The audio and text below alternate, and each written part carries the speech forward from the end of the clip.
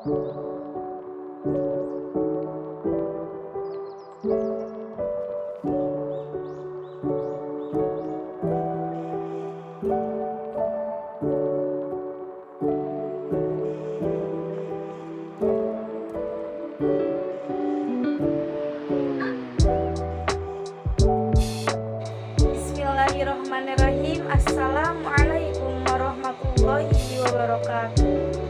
Perkenalkan, nama saya Nadia Zulfi dari Institut Agama Islam Cipasung, Fakultas Tarbiyah, Prodi Pendidikan Bahasa Arab. Insya Allah di sini saya akan sedikit mendeskripsikan tentang eksistensi pendidikan Islam di Indonesia.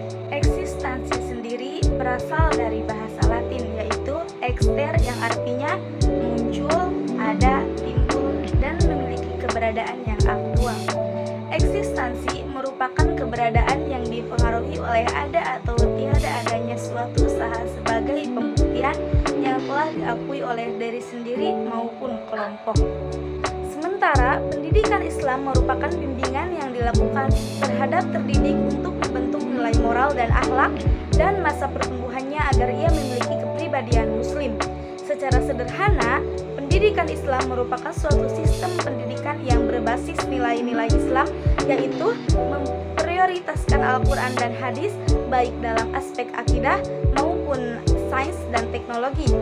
Adapun tujuan utama pendidikan Islam adalah untuk membentuk dan mencerdaskan manusia dengan menanam nilai Islam untuk mendekatkan diri kepada Allah dan mewujudkan kebahagiaan di dunia dan di akhirat. Singkatnya, eksistensi pendidikan Islam yang mengatur hal yang paling sederhana hingga perkara-perkara yang sangat terperinci, sehingga memperluas khazanah ilmu pengetahuan Islam Indonesia sendiri. Dalam sistem pendidikan nasionalnya, menerangkan bahwa pendidikan adalah usaha sadar dan terencana untuk mewujudkan suasana belajar dan proses pembelajaran agar peserta didik secara aktif mengembangkan potensi dirinya untuk memiliki kekuatan spiritual keagamaan, pengendalian diri, kepribadian, kecerdasan, juga akhlakul karimah. Lalu, bagaimana kondisi pendidikan Islam saat ini?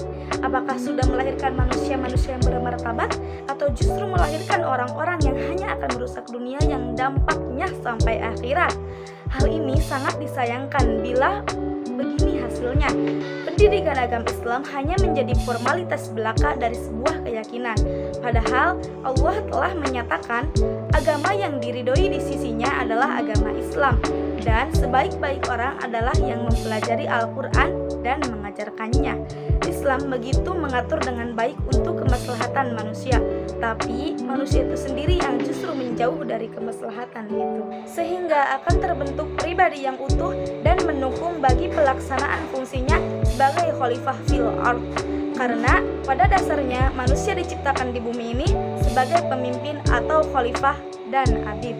Nah, setelah kita mengetahui betapa pentingnya pendidikan Islam, maka sebaiknya kita terus mempelajari dan memperdalam ilmu agama tanpa ada kata bosan.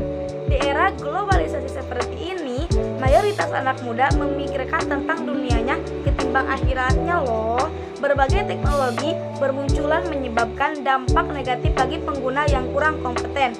Teknologi disalahgunakan untuk hal-hal yang negatif. Padahal, arti dari teknologi ini bukan sekedar atau alat media, melainkan suatu ide dan pemikiran yang cenderung mengaruh untuk kemajuan. Sekian dari saya. Wassalamualaikum warahmatullahi wabarakatuh.